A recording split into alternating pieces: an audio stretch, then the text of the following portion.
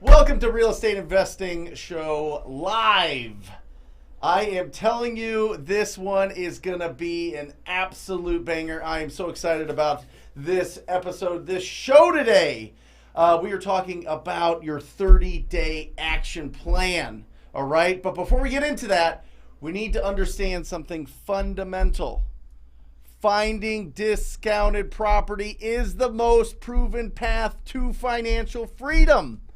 I am telling you, you can look at it every single way, but where else? Honestly, ask yourself, where else can you go and turn one phone call, one text message, one opportunity to meet with somebody, one referral into 5, 10, 50, some people have made $500,000 on a wholesale deal. Like, that is absolutely possible. It is 150%, 100% possible. It truly is. And you absolutely can do this if you follow the instructions that I give you in the front part of this show. Now, remember, in this show, I do a little bit of coaching up front. We go through, give you some instructions so that you can implement into your business right away, and then we open it up to questions. So do not be shy in the comments. Do not be shy calling in and talking to me if you have a specific deal you want to talk about, if you want to comp something, if you have maybe a little bit of a challenge that you want to overcome. This is the time. Over the next 2 hours. It is a free-for-all, baby. We are going to bring a lot of energy. We're going to bring a lot of enthusiasm, and it's going to be authentic instruction. I am telling you, get ready. Make sure that you're posting your comments because I want to answer your questions. Not only that, but the best part of this show is the celebration. Truly, the best part, Real Estate Investing Live with Brent Daniels, is the celebrations. It's ringing that victory bell right there. Ringing that victory bell, showing everybody that you are out there and you are providing value to the marketplace. Because the fact is, your income equals the amount of value you bring to your community. That's it. You want to make $10,000? $10,000 of value. $100,000, $100,000 of value. $1 million, $2 million, whatever it is. That is the amount of value that you have to provide to your marketplace. And I want to give you all the tools. I want to give you the picks and the shovels, and I want to give you the blueprint and the path and guide you along the way, but it is on you. You need to take the action. You need to pick up the phone. You need to be loud. You need to have quality conversations with distressed property owners every single day. You do that, and your financial life will change forever. Your family's financial life will change forever. Your friend group, your network's life financially will change forever. And we all know it. We all know when that happens financially, it opens up so much for us personally, psychologically, mindset, right? It all is interwoven. It is all interwoven in the actions that we take and the enthusiasm, the energizing enthusiasm that we bring to this business. Remember, everything comes down to the attitude, your attitude for this, the attitude of a winner, the attitude that you can do this. It all starts with that positive, optimistic, hungry attitude. All right, but I want to start, before I go over the seven action items on the action list over the next for you to take in the next 30 days. And I don't care if it's your first 30 days or if you want to implement this into your current business right now. Either way, it's going to wildly affect the positive results that you're going to get when you implement these 7 things. But let me give you this, because this is experience that I have had. We have to start here, right? We have to start with the mind and what's going on here. And after coaching hundreds, look at me in the eyes, hundreds of 6- and 7-figure wholesalers, these are the 7 things that keep bubbling to the surface as a commonality between all of these superstars, all of these people that have replaced their 9-to-5 income, all of these people that have built businesses and hired people and are just really building strong momentum. All right, these are the 7 things that I want to start with right here.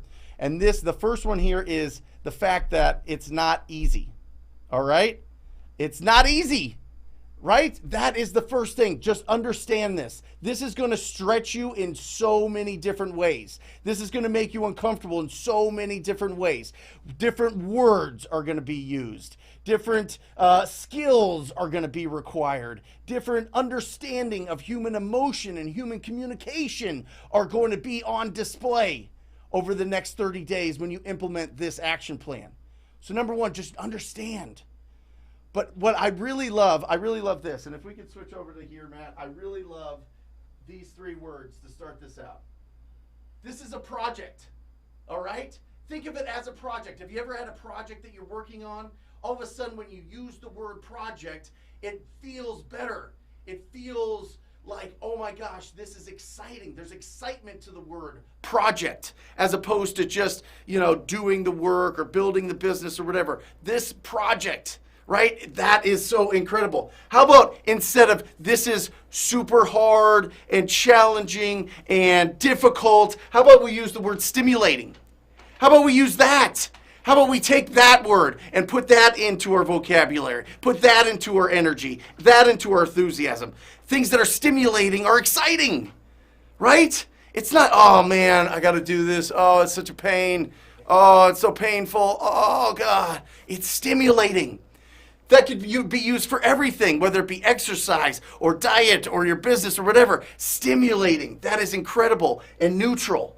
This word right here, we have to really watch because it's not like we're going backwards all the time. A lot of times, we're stuck in neutral. We're just sitting there waiting for something to happen so that we can start taking action. Waiting for some outside influence to hit us, some tailwind to push us out of the neutral spot, right? We got to watch this. You're going to have everything that you need to be able to be successful. But if you're stuck in neutral, nothing's going to happen, right? We got to be moving forward. We got to put that thing in forward and we just got to go, all right? So these 3 words are the vocabulary words of the day, all right? And these are so powerful. This is a project. This is a 30-day project that you're going to be working on, all right? And it's going to be stimulating, and it's going to definitely get you out of neutral, all right?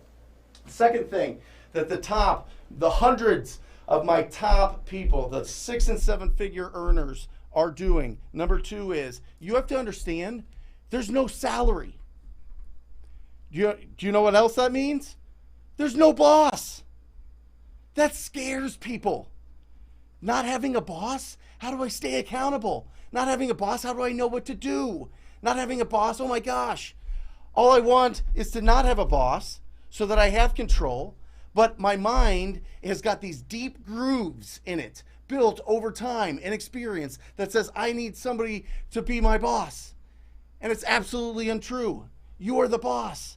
That's what's so exciting. You need to feel that. You need to marinate your mind in the fact that you are the boss.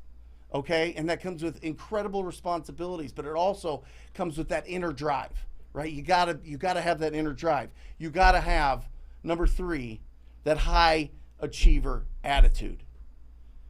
Brent, that sounds high achiever attitude. Come on. Come on. That sounds so cheesy. It's the truth. I mean, listen, if you believe that you can do this, that's the attitude. That's the high achiever attitude. If you believe that this business will work if I do, that is the attitude, the high achiever attitude. I opened up this session talking about the right attitude. It all comes down to that. You ever been around people that constantly have a bad or negative attitude? Oh my gosh, they repel people.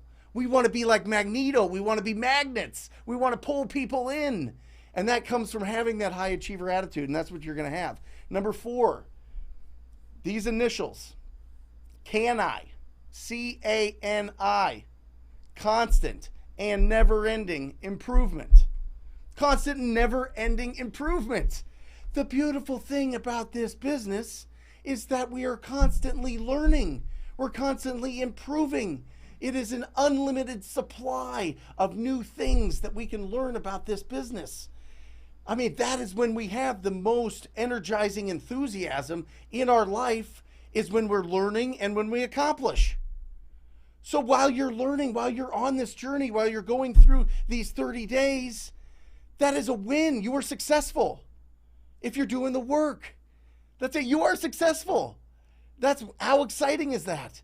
That is where you get that energizing enthusiasm when you're learning and you are accomplishing, even if the accomplishment is something so small. And that's why I built this 30-day plan to build up those small wins so that you are stacking them and stacking them and stacking them, and you're feeling it. You're feeling that momentum build. Number 5, in the face of failure, you need to bring in that energizing enthusiasm. In the face of failure, great, I'm learning. Great, this person doesn't need my help today.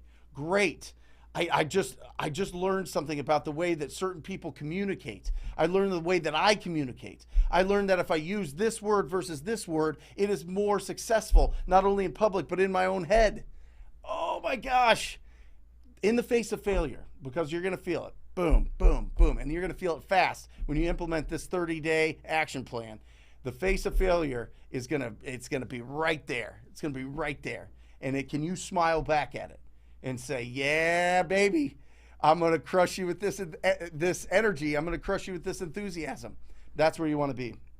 Number 6 is that hunger, right? They're hungry.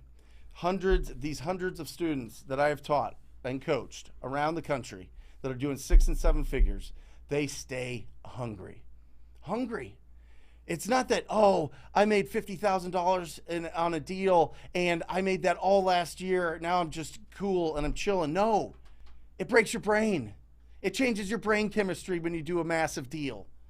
All of a sudden you start thinking about doing $100,000 deals, $250,000 deals. The craziness goes through your head and you go, what if I did a deal that netted me $1 million?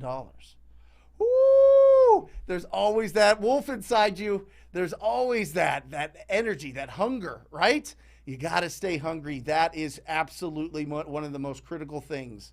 I am telling you, if you just keep that hunger and you follow this plan, you are going to do absolutely phenomenal. And number 7 is you have to commit to mastering this. You have to commit to it. It's got to be an obsession. You got to be thinking about it. You got to be daydreaming about it. You got to be, you know how they talk about there's the visionary and the integrator and all that stuff. I don't know if I truly believe all that as black and white as it is, because I think that we all have that vision of a future. It's called goals. That's all it is. What is a visionary? They're better at describing and implementing their goals. That's a visionary, right? But that is it. You got to commit to mastering this. You got to commit to mastering the process, understanding the values in your marketplace, understanding the different opportunities that are in front of you, understanding, is this a better wholesale, flip? Do I put this in my rental portfolio? All of these things come down to mastering. It's so exciting. It is absolutely so exciting. Those are the 7 things that all of the top hundreds of students that I've worked with they have this inside them, all 7 of those. So just look at that, and if there's any little part of that, just start making those tweaks. Start recognizing it. Now that it has been named, you can recognize it. Now that you recognize it, you can improve upon it. All right?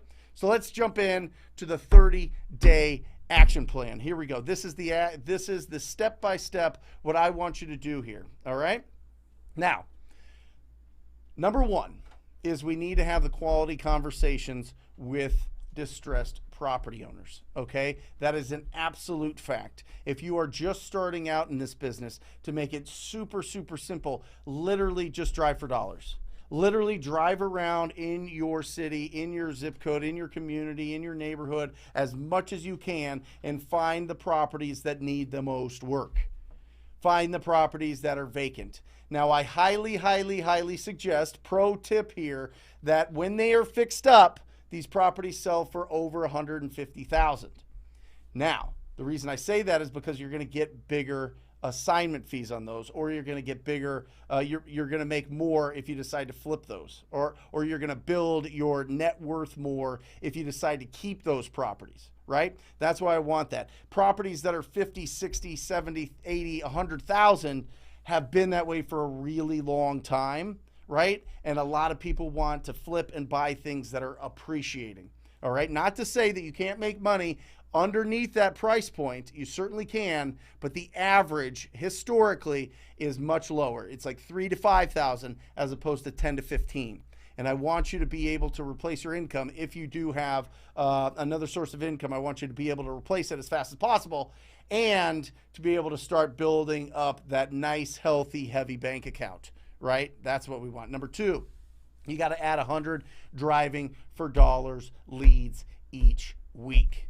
All right? You got to add them. I'm telling you, especially in states that are non-disclosure states like Texas, especially in really, really higher end cities like San Diego and Seattle and Chicago, Miami, Austin, Boulder, Denver, Phoenix. You have to build up your driving for dollars because that's going to, at some point they have to sell those properties.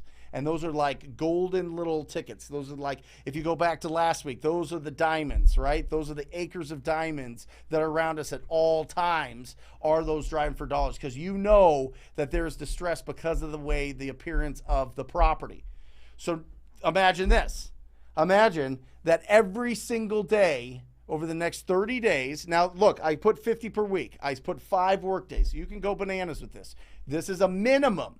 These are minimum standards. But if you talk to 10 properties that are in rough condition every single day for a month, come on. Come on. You know, Mike. I mean, I'm telling you, they'll win. They absolutely will win. Hey, by the way, just these first 2 things, I mean, how much time do you think that takes? An hour and a half, 2 hours a day? Yep. Yeah, I mean, between those 2, I built this 30-day plan with the intention that people have a lot of other things going on, that they're not full-time. If you are full-time, you can quadruple everything that I put in here. Okay, for real. You can quadruple it. And that's just going to get you there faster, right? But if you have time constraints, schedule constraints, listen, we have kids. We have wives and husbands and partners, and we have jobs and other things. We have our lives going on out there, right? So this is to fit this in, make it a priority, but to make sure that it can be sustainable. All right? That is such an important word in our business, is sustainable. Can you put that back to the live thing while I'm going here?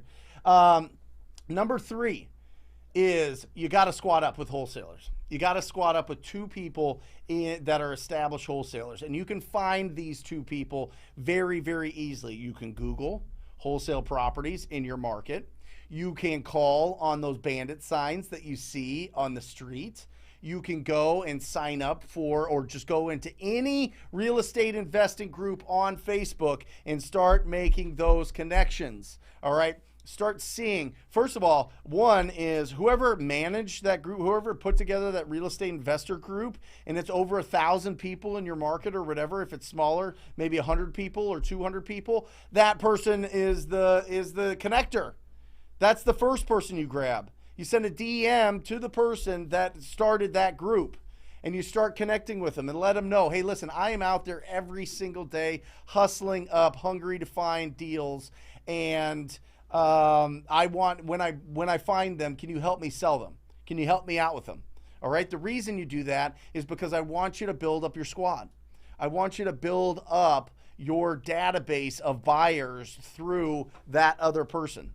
Because as we're starting, we're building momentum. One of the scariest parts, it was for me, was, well, who do I sell it to? Who are these cash buyers? Who's going to swoop in and buy this house cash? It seems like it's unreal. It feels like it's a fantasy that there's just cash buyers waiting for these properties, but there is a seat for every butt. I'm telling you, every butt. That's hilarious. I love that. Anyway, there's a buyer for every property at the right price. And when you're working, go ahead, Mike. Your sayings are getting really good. I know.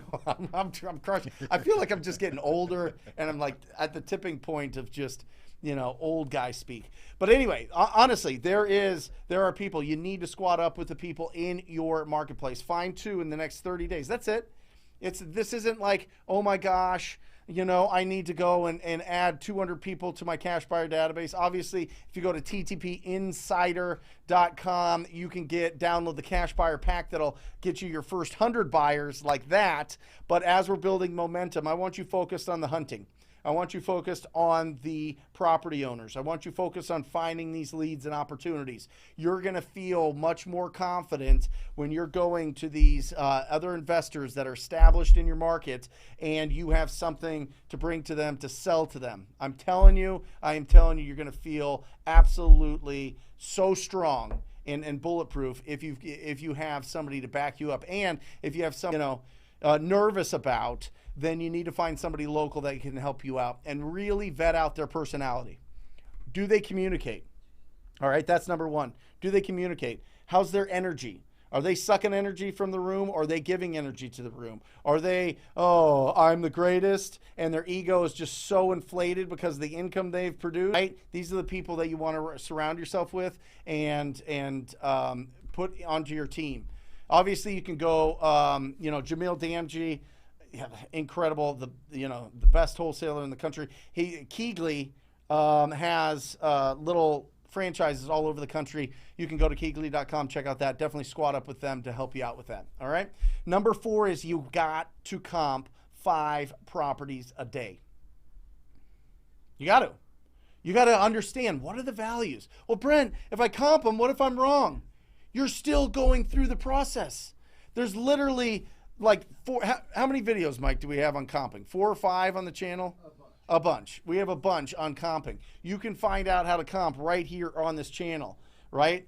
And from there, just use those tactics. Watch these live shows as I'm comping properties and see what I'm doing there to be able to go through those rhythms, because the more that you comp, the more you're going to get better at it. And that goes back to that committing to mastery part, the last part of the 7 parts of the mindset intro there that I did.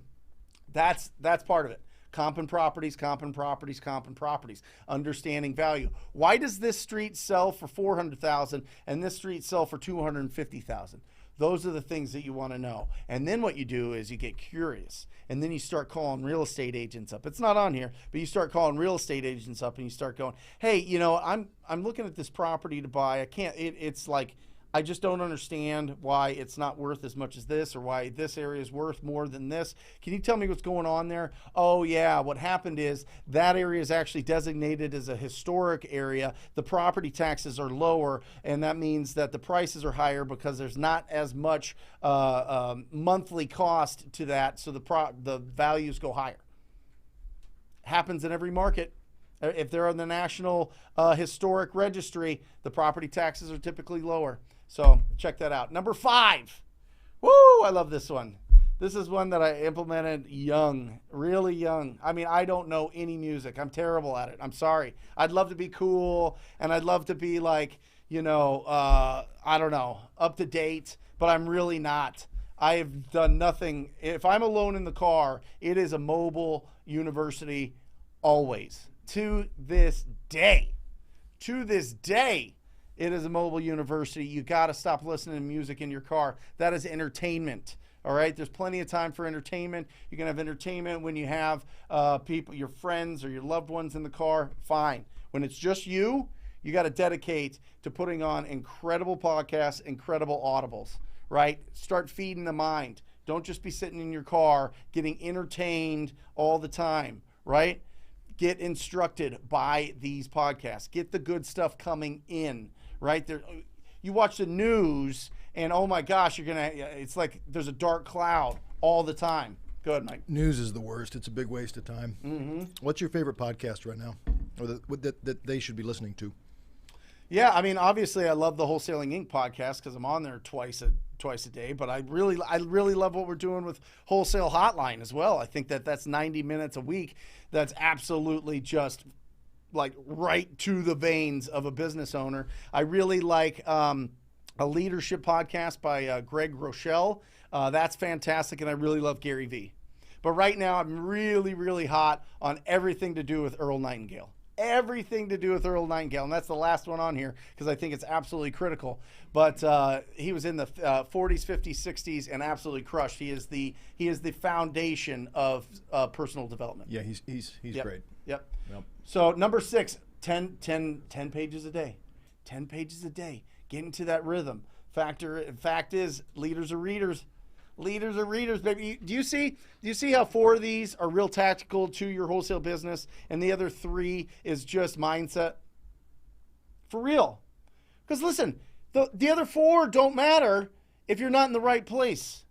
If you're not feeling that momentum, you're not feeling that fire, right? The other 4 don't matter. You're going to sit there and you're going to be like, I'm ready to make calls, and your blinds are down. It's dark. You're kind of like, I don't know if I want to do this. Whatever's going on. All these little things start creeping into your head. What if I get yelled at? What if somebody sues me if I do something wrong? What if I don't even have my LLC set up? I don't have a logo. I don't know what to do. I'd love to go out there and take action, but you've got all of these things, all of these fears, right? It's not, right? This is a project, and it's a stimulating project to get out of neutral, right? Vocabulary lesson of the day. Like, honestly, it's stimulating. You should be excited about this. Is it hard? Yes. But take out hard, take out difficult, and put in stimulating. How about that? How about we start using that word? How about we start making that regular in our lives, in our vocabulary, around people? How's your day? Oh my gosh, it is incredible. I have done so many stimulating things today, right? It sounds crazy, a little bit weird, right? But it's different, and it's exciting. It brings you a lot of energy. So I think that's something that's really, really, really important there, is to replace that. Anyway. This business will work if I do. This business will work if I do. And number 7 is you got to watch The Strangest Secret. It's on YouTube. It's free, by Earl Nightingale. And basically, I'm not going to tell you the strangest secret. You go watch it. So I kind of did last week, and I regret that, because maybe it prevented people from watching it. But I listened to that cassette for 4 years, and it like literally changed everything. It spoke to me perfectly. I think it'll absolutely speak to you. So those are the 30-day, let's put it up one more time, Matt, 30-day action plan to start taking. I am telling you, 10 new conversations every single day, 5 days a week, 50 a week, and start building that up. Start building up your pipeline of opportunities, because sprinkled in there are 3 or 4 people that are going to say, yes, I do want to sell.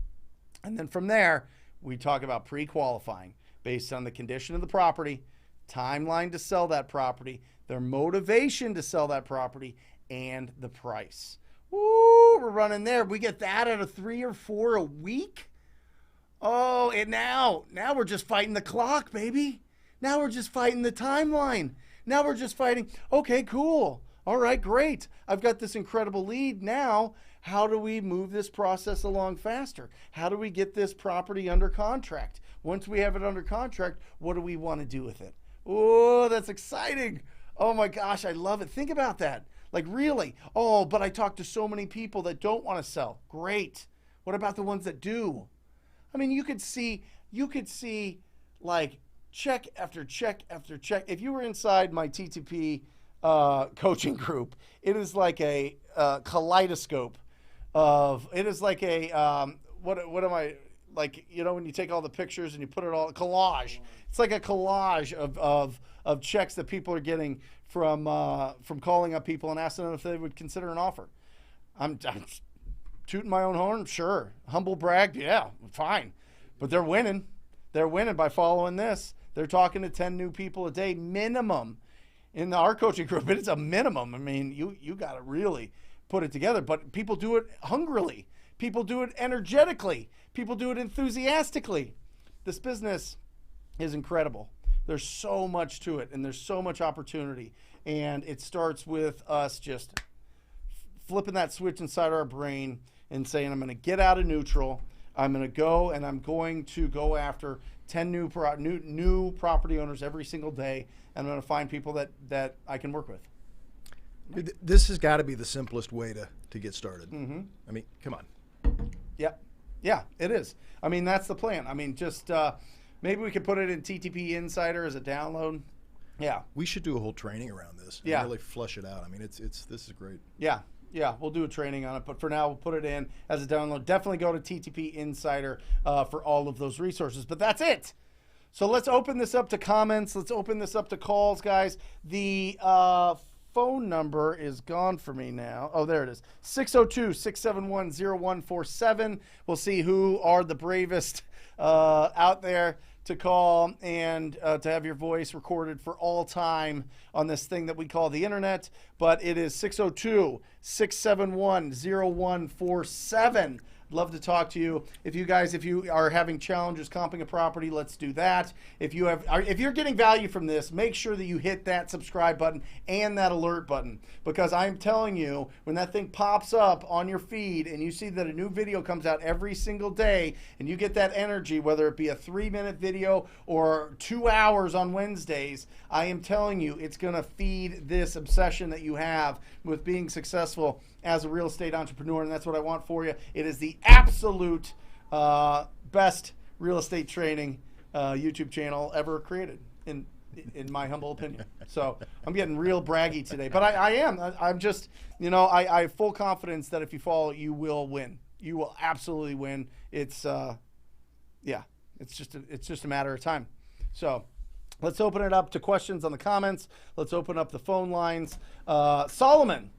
Here we go. When going through the pre-qualifying question and I ask a seller about motivation, they say, "You called me."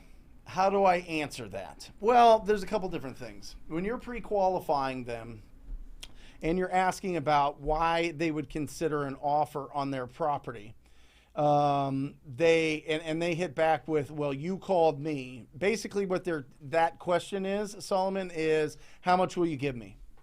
That's just the same form. So remember, there's only 6 responses when you ask somebody if they would consider an offer. Yes, no, maybe in the future. How much will you give me? That's the one they're really asking you there. Who are you and how'd you get my number? Those are the 6.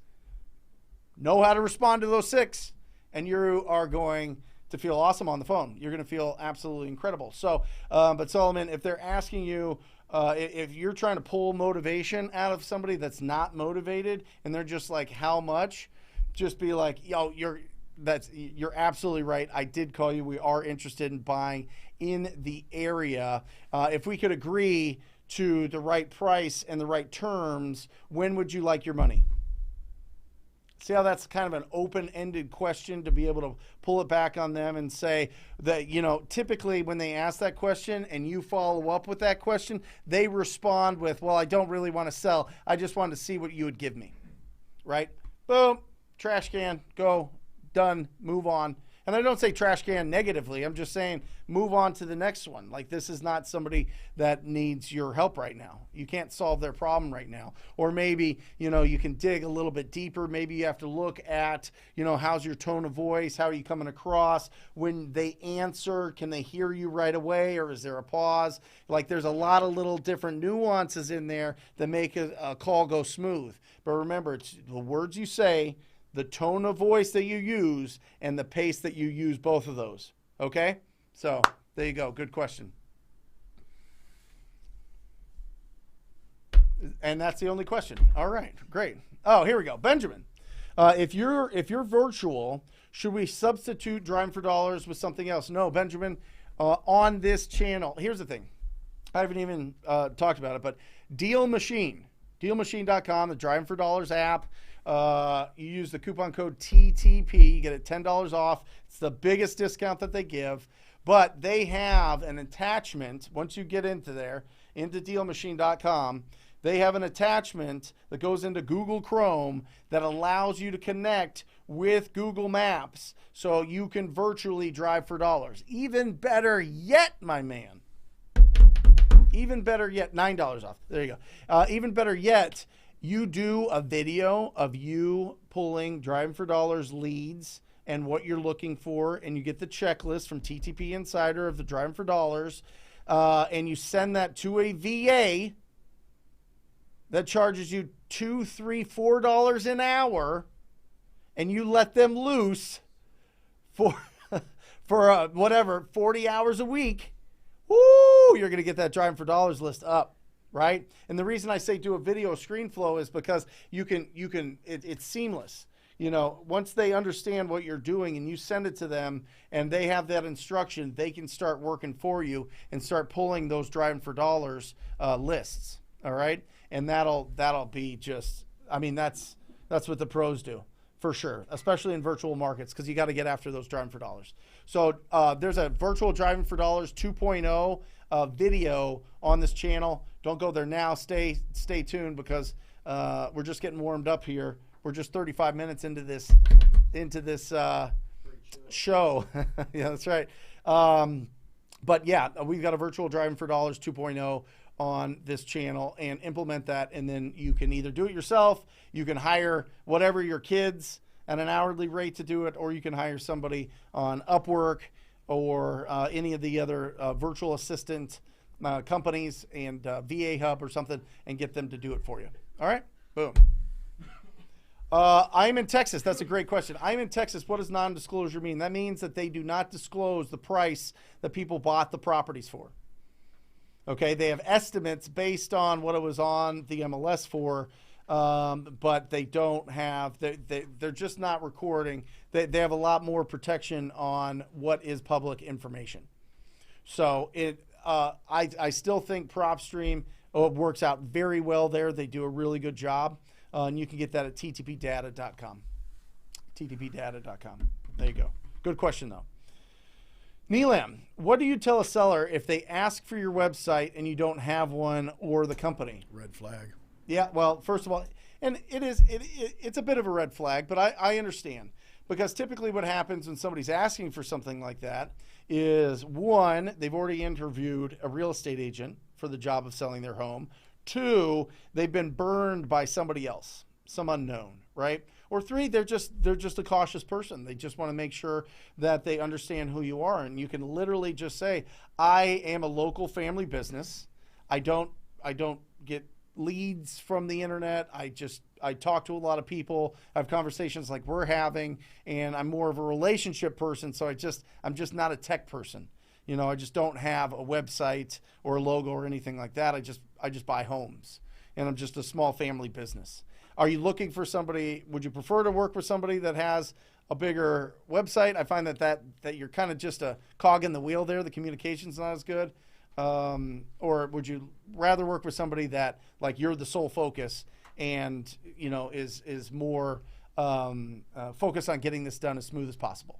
So remember, you can flip that any way you want, right? But remember, don't lie. You know, oh, I'm not, well, you know, my website's under construction right now. It's going to be fantastic. You're going to love it. You're going to really feel confident working with me, right? And then you could just, if you don't have a website, you know, just be like, honestly, I'm a local family business. I understand that when I'm buying properties, it's between me and the person selling it, and that typically comes down to the price, the terms of the agreement, and us, our relationship, you and I. So do you think that if we came to the right price and the right terms, you could trust me to get the job done? No, I don't. I want to go with OfferPad. Great. They were already going to go with OfferPad, right? But just be confident. Just use that a little bit. Understand that, you know, a website isn't going to help them, right? A person's going to help them. So I think that you have a big advantage if they ask you that question. I would take that disadvantage into a big advantage. But, you know, as Mike was saying, it's a red flag that maybe they're just trying to get the price out of you. Maybe they're just mad about getting a bunch of calls and they want to know who you are and what's going on. And they want to complain, whatever else. You know, we're small local business, small family business. Great. Hamilton. Brent, in the beginning on the real estate investing business, how do you discipline yourself on a daily basis to grow a business and have a productive day? Great question. Holy cow. I mean, Hamilton, a couple things. The fact that you're here and the fact that you're asking that question, you already have it inside you. right? That fire is already lit. You just need to pour it on. And what I would say is, one, become even more obsessed with this business, okay? Because when you're obsessed, when you're genuinely excited, right? We talked about the luckiest people in the world are the people that live with that energizing enthusiasm, right? And we get that from learning and accomplishment, okay? Well, the learning side is exciting. That's what we're doing right now. It's getting in, it's feeding, it's going, right? Oh, we're learning. But the other side, that accomplishment side, is so much better. Oh, learning's great. But the accomplishment side, so what it is you start talking to those 10 people a day and you're feeling good. You start driving for dollars, you're feeling good. All of a sudden, you're getting that energizing enthusiasm for this business that is going to rock it. And all of a sudden, you're waking up earlier. All of a sudden, you don't want to go out and get blasted with your buddies for the playoffs or something. You know what I mean? You want to, like, you're like, I'm so focused and pumped right now. Everything that I was getting from like up outside, and whether it be substances, whether it be relationships, whether it be whatever, is inside you now because you're accomplishing every single day. That's the fire. That's the thing. When I was starting out, when I was door knocking, I was like, okay, I'm going to door knock because I'm absolutely deathly afraid of door knocking. And then I did it. And then I was like, oh my gosh.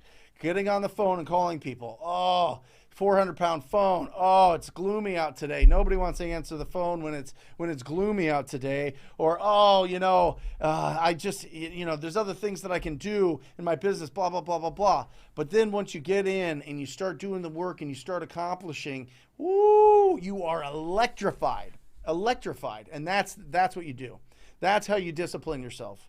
That's the discipline comes from that energizing enthusiasm. That's the best part of this business, right? It comes from the stimulation that we're getting, right? It comes from every day, and you don't have to be a thousandaire, right, to do this. You can literally start in a shoestring. I started $742,000 in debt in this business, let alone all the other credit cards and properties I gave back and everything else. I'm telling you. The person I am today is because of this business. That's why I'm so I have so much energy for it, so much enthusiasm for it. That's why I love this. I love the coaching. I love the doing. I have a business and I was comping a property today. I think we're going to make 60 grand. I was comping this morning. We're 10 minutes before the show. It's so exciting. So that's what you need. That's what you need to grow and have a productive day. Dude, the learning's big. If they stay plugged into stuff like this and listening to, good podcasts, and then they're in action, accomplishment follows all that. That's it. And that's when things really start taking off. That's when the doors start open. That's when people start, you know what they start calling you, Mike? Oh, that guy's lucky. Oh, he's just lucky. No. He's lucky. He was born to talk. He was born to be good at business. He has that drive. Oh, he's lucky. Look at him. He's making that money. He's just lucky. She's lucky. Oh, right. Effort. TTP. Hold on. Do we have our first celebration of the show? Much love and respect your way. I give you credit for helping me find flip through driving for dollars. My first wholesale netting us $50,000. Come on. I am telling you. Efren, we still, I'm not going to be satisfied until Matt drops us down from the ceiling. I'm telling you, it's going to be awesome. But Efren, he's breaking it in. He is breaking it in. It is absolutely fantastic. He's got a great chair. Well, I can't even see the picture. It's That's awesome. It's pretty good. All right. Shannon, is investing in automated CRMs like Hurclues for Podio worth it or needed? This is a good question. I mean, I've never used Hurclues.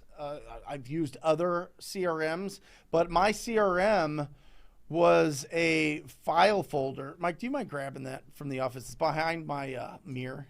Will you grab that? I want to show them because I think it's important. Really, when you're organizing, Shannon, the reason I don't like getting into the CRMs is because all of a sudden you get lost in it. That's like your world. You want to stay there and you feel good and you feel like you're doing something, but it's not income producing. And when we're starting out, we need to get the income coming in. So I think I could not live without a CRM now. I had Rafael Cortez, who has guest hosted this show, build me one. It's phenomenal now that I have people on my team, and we get between 70 and 90 leads per week. Leads, like we've talked to them, they're coming in, they want an offer a week, right? But for the first million and a half, I use these. Thanks, Mike. I use these. Boom. Amazon, Staples, wherever. This one has 1 through 31. I would put in my leads. It would be what's today? The 26th. I would pull out of the 26th. Here's my leads. I'm calling them, right? It's that easy. Also, Shannon can get the master lead sheet. I don't know if you said this because I stepped out, but she can get the master lead sheet in Insider. Yep, TTP Insider, get the master lead sheet, and you can fill it out. We had some here before, but we'll get it, the master lead sheet, and then you just put it in. And then if they want to call, if you're in May, then they want to call. Here it is, master lead sheet. Boom. Thank you, Matt. My team is the best. Look at these guys. They're crazy. Let's get a focus right here. You can download it. It helps you make sure that you're getting the condition, timeline, motivation, and price. So get that. Guys, it's all free. It's all free. The Insider's free. You go to May, and they want to call in June. You put them in June, right? 1 through 12, easy little thing. You pull out June. You put them into each day that you want to call, and you are rocking and rolling. And I'm telling you, over $1 million, just like that. Just using that. And you know what I wasn't focused on is clicking certain things and putting in my notes into CRM and doing that. Listen, I understand. My lead manager, Jackie, thinks I'm like the dumbest dude ever for that strategy. She loves organization. She loves keeping it clean. She loves doing all that. You can do that without a budget. And then upgrade as you get going. But I would highly suggest you bring in deals first. Sylvia, how do you construct a probate deal that is in foreclosure? The mother died last week and the children are grown and have no money to maintain the house. Well, it just depends on where it's at in the probate process. Okay, so, well, first of all, a couple of things, Sylvia. One, you got to make sure that that property has equity. Okay, you need to make sure that that property has equity. If it has equity, then you can help that situation out. Now, typically, if it's a probate process and there's a pre-foreclosure, what you want to do is you want to see who is in charge of selling that at auction. All right, here in Arizona, we have what's called trustees. Okay, the trustees are in charge of the auction. And you reach out to them. They're usually attorneys, attorney offices, or it's down at the courthouse steps. And you talk to them and you say, hey, listen, this property's in probate. I'd like to buy it. Can we postpone the foreclosure, right? As things start getting opened up and as the forbearance starts going away on these properties, you're going to have to start talking. If it's a pre-foreclosure, you're going to have to start talking to whoever is in charge of selling those or auctioning those deals or auctioning those properties that are in foreclosure or going to the foreclosure auction. All right, and then you just try to extend it. Listen, the banks do not want to take that property back. The banks do not want to pay a ton of people to go through the trustee process, right? There's going to be costs involved there to get it caught back up and paid off. But if you have the payoff statement and it's less than what your offer price is, it's all good. It's just a timing thing. So what you need to do is just see how far along in the probate process they are. You got to see when the estimated auction date is going to be, and you got to talk to them and see if you can get that pushed out. Now, listen, don't go to work until you get the contract signed by whoever is responsible when that probate goes through. Whoever the personal representative is or whatever that gets that property or is going to be in charge of the control of that property, you need to get the contract signed by them. You need to make sure that you see the paperwork showing that they are the person that is the personal representative, and boom, you've got that contract. Now you go to work, get that foreclosure postponed. They will do it if you have a contract, and it is going to pay off all of their stuff, and they're going to get it faster. I am telling you, most of the time they'll postpone that foreclosure. There you go. XO hugs and kisses, Wolf Girl, I think, right? Or XO Wolf Girl. That's cool. How much earnest money do you have to pay? Some people put none. It depends on your state.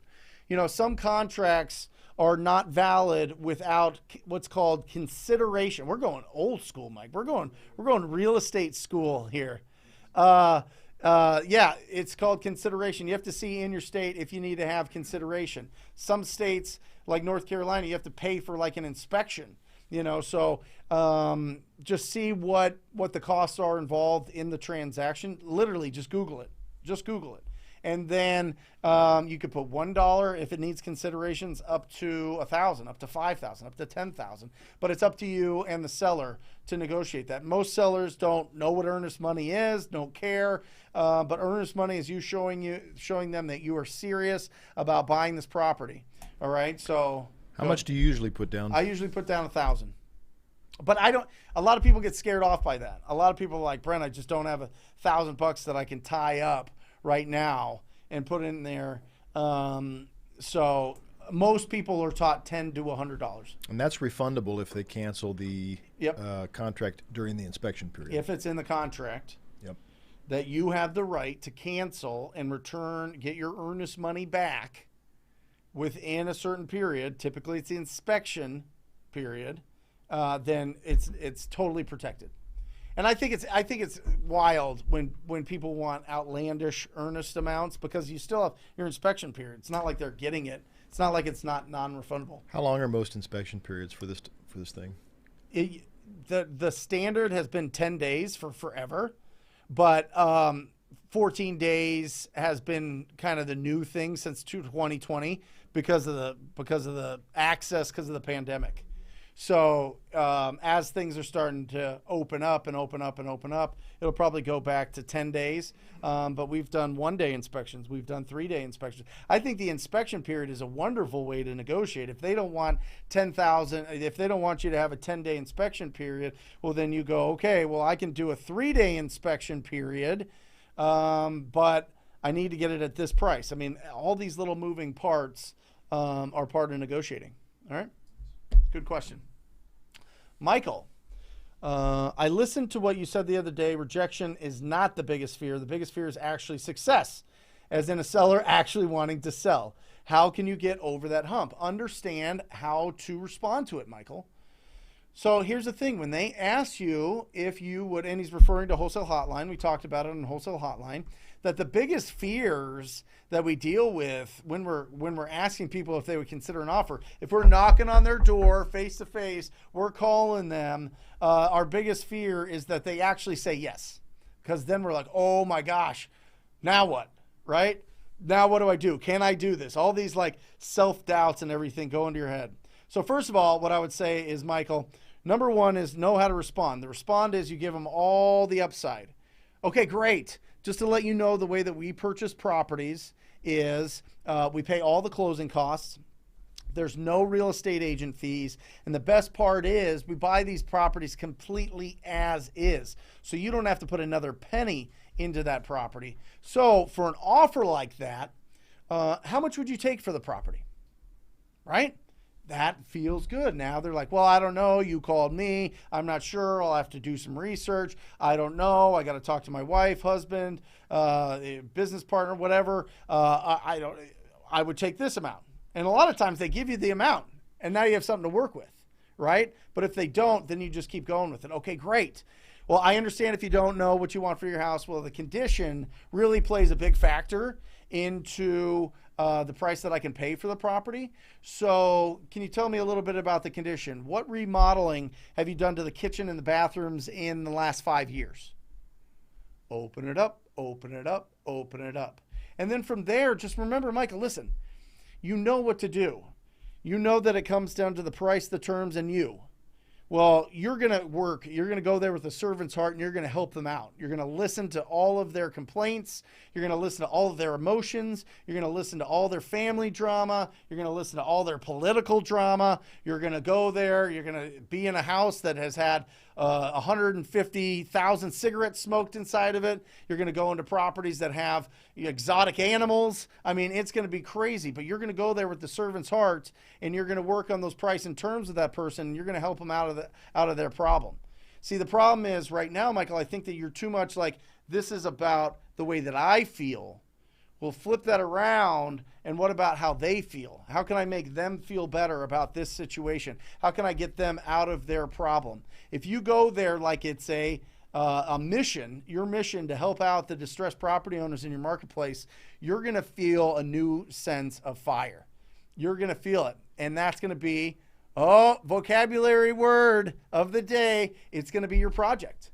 It's going to be your project. For the next 30 days, my project is to talk to 10 new people every single day. It's to add 100 new people that I know have a problem with their property every single week to my Driving for Dollars. I'm going to comp properties so I understand value so that I can give people really good, solid values on their property based on what I think it's worth. All of these things, right? And I'm going to squat up with people that are going to support me and make sure that I have a safety net, or make sure that I have somebody to sell this property to so everything goes really smooth. Boom, boom, boom. All these things. Everything in this list is set up for you to be better for your community. That's what it is. How exciting is that? So now the shine's not on you. The shine's on the community, right? So start thinking more about the people that are on the other side. And go there with that servant's heart, because I'm telling you, you're going to walk into some crazy situations. I mean, you're going to walk into some crazy situations, you know. So you got this. This thing is driving me crazy. Is it true that wholesaling is going to be illegal soon? I know some states you can't wholesale anymore. Well, listen, the Department of Real Estate is governed state by state. And so it just depends on what state you're in and what regulations they want to make sure that the public as a whole is being protected. Okay? So if that's the case, if that's the rules, then you have to play within the rules. Okay? If the rules say now you don't have a license, okay, great. Listen, it's not that it's illegal. It's just you need a license. That's it. Right? So if you need a license, get a license. Or how about this, Patrick? You just buy the properties, right? Find somebody. And I'm telling you, when you start doing those 2 people a month, adding them to your squad, you're going to add people that have money. You're going to be around people that have money, and they're going to want to get an interest on that money. There are a ton of people that have made a fortune on their own businesses, on inventions, on real estate, on inheritance, on all sorts of different things that don't trust the market. They don't trust crypto. They don't want to own properties because they don't want the hassle. They like their lifestyle. They're wearing Tommy Bahama shirts, and they're sitting there with their mustaches, and they're just waiting to wire money in. You know, Mike, right? To wire money in for these deals and earn either interest or a fee for being able to use it. So you can close on it and then also close on it with your buyer the same day, the same minute, the same moment. So you don't have to keep this money for a long time. You own it for a split second, and then boom, it's off to somebody else. So there's plenty of strategies. This doesn't slow down our ability to go out and help distressed property owners at all. That's our job. That's all wholesaling is. Listen, wholesaling is finding discounted properties. That's what it is. That's not going to be illegal. It's just what do you have to go through? What regulations do you have to go through to be able to do that on a regular basis? And I think that it's actually smart to build it in and to close in these properties if you can. You got to build it into your budget because there's more costs involved, but you're buying and selling that property. You're an actual real estate investor there. But if other states go, and I think other states will, get your license. Get your license. I mean, I think you could do it online in 4 days or something.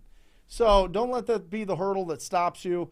As of now, there's only a sprinkling, a handful of states that have that, but I see it going more. I see the National Association of Realtors going after and wanting wholesalers to be licensed, and they're a big lobbying group. So I'll do a video on that, and we'll talk about it. Dude, the money mustache, that's been in style for a long time. These guys all have mustaches. Oh, yeah.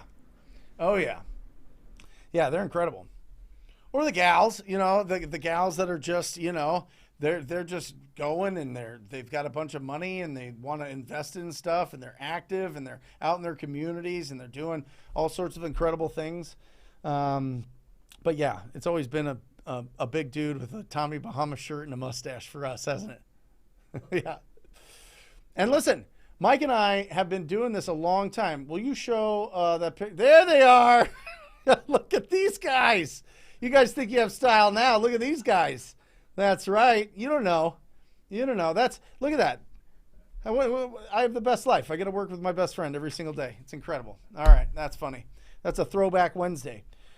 Michael asks, how often do you call someone who says, I'm not interested? Michael, if it is a driving for dollars, if it is a pre-foreclosure with equity, and it's getting down to the wire with them, I would call them back just to make sure. With the driving for dollars, if they say no, I would call them back every 6 months. Every 6 months. If they're real nasty. If they're talking to you a little bit, then just lead follow-up with them every single month until they're ready to make that decision. It's miraculous, Mike. 3 times this week. 3 times. And we're at the start of Wednesday. I've had students text me and say, I had this guy, I've been following up for a year. He finally texted. I had this homeowner, they finally texted, and they're ready to sell. And I got this phenomenal deal. It's all timing. 3 times. 3 times. It's all timing. Yeah, it's incredible. So, yeah.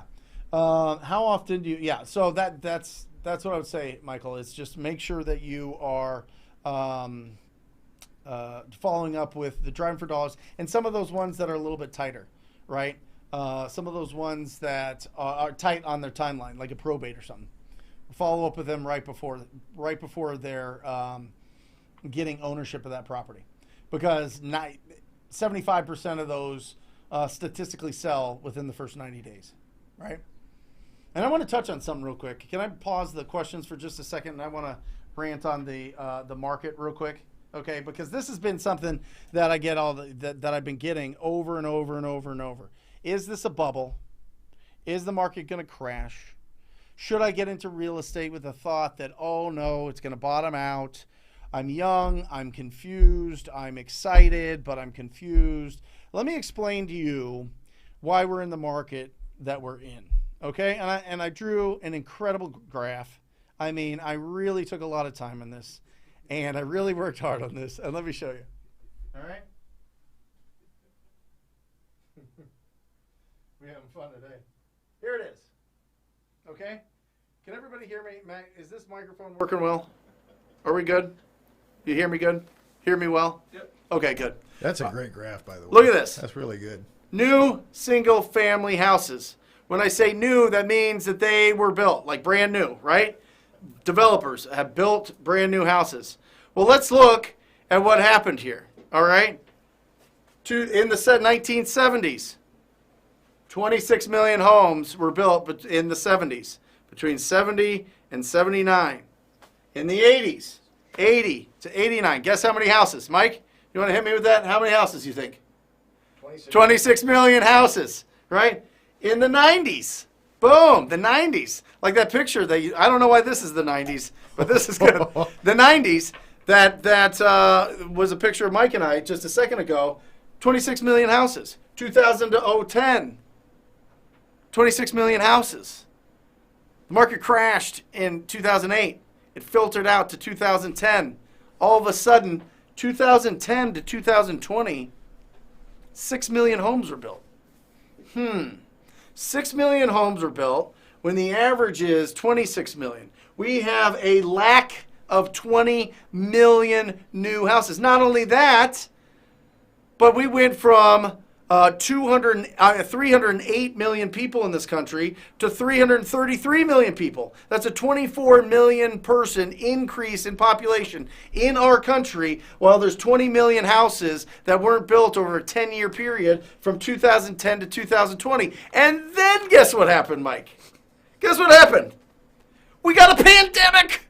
Everything stopped. Everything got stopped for a year in 2020. So why is the market going like this? Because of supply and demand. It's supply and demand. That's what it is. Go ahead, Mike. Dude, that 90s dance was solid. Plus, we were looking good back in the 90s. Yeah. Wow. Yeah, I know. People don't know. Anyway, that's it. That is why we have the market that we have right now. It's not because we have a bubble. It's not because of, of course, the affordability is great. The interest rates have been great during this time. It's because there's no inventory. There's not enough houses for people to buy. That's why there's so much competition. That's why there's 15, 20 offers on every single property. So when you come with that thought, or that thought gets pounded into your head by somebody that has no idea what they're talking about, or maybe they just heard something from somebody else, or they're watching the news, because nothing. Well, there's plenty of other things that get headlines, but one of the best headlines that the media can put out there is the housing bubble is going to crash. Everything's going to crash. Doom and gloom. Doom and gloom. Doom and gloom. Well, listen, they got to start building more houses. They got to start building more houses before the inventory catches up to the population. They got to build more houses before the inventory matches up to the demand. That's why we're in this place right now. That's why it's an absolute bananas time to be in this business. All right? And to be going after real estate, and to buying real estate, and to finding these opportunities, right? But it starts with the foundation of being a real estate entrepreneur. The foundation. Do you have that graphic? I know it's old school. I mean, a few weeks ago. Which one was it? The one where it's the wholesaling is the foundation, and then it has the little houses on it. Yeah, just give me a minute. Yeah, Matt's going to pull it up.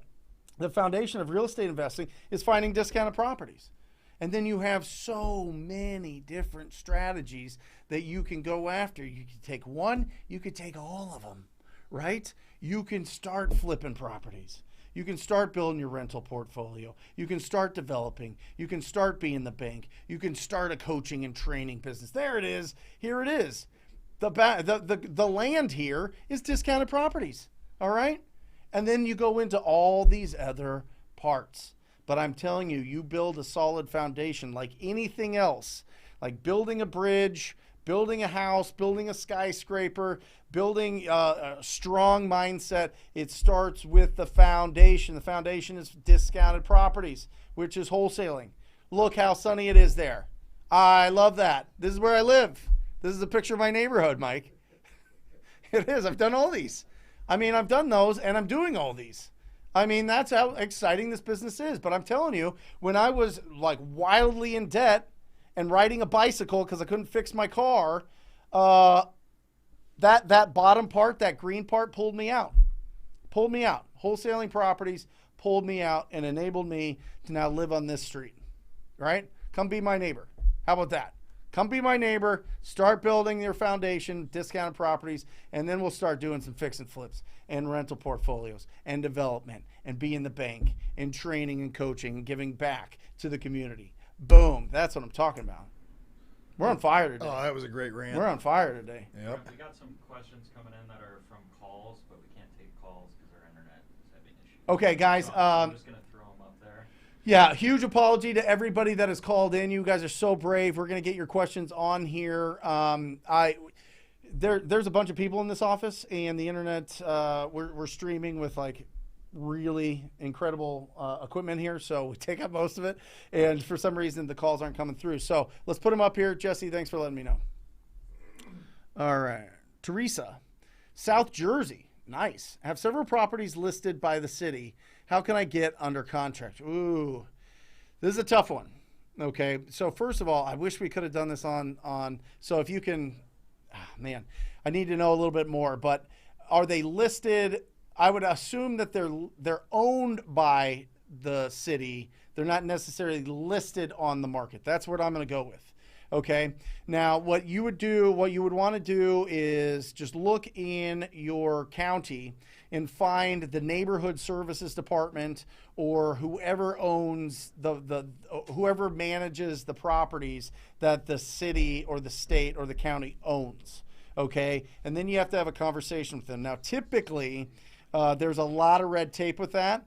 Typically, they will sell that. They have a very specific overlay process that prevents them from just selling it, just willy-nilly, just, if we get an offer, we'll sell it. Typically, they have to get it appraised. Typically, they have to list it on the market. Typically, they have to keep it on the market for a certain amount of time and get the highest offer that they can. So it really turns in. It really gets difficult to do those deals. I don't know anybody that's done it successfully. I've heard whispers that some people get in real good with the county and city, and they get opportunities to buy those properties or to list those properties, and then they buy them. But for the most part, they keep it really, really, really like arm's length because they don't want any kind of corruption. Because it's an asset. It's a government asset. So, yeah. Well, right now it's a government liability because they're just paying on it. But, yeah. Buying this stuff from the city reminds me of when we were buying stuff at auction, and like the unicorn was these people who would get the bulk packages, you know. That eventually did start, but for a while it was, you know. Yeah, I mean, bulk packages were bought by the hedge funds. I mean, essentially. So I would avoid those. Is the short answer, and go after properties owned by distressed citizens. There you go. Awesome. Another caller. This is another call. Oh, Compin. Okay, do we have any other info than that? No, Okay. Because we can't take the calls. Yeah. I told them to stick in the comments. Okay.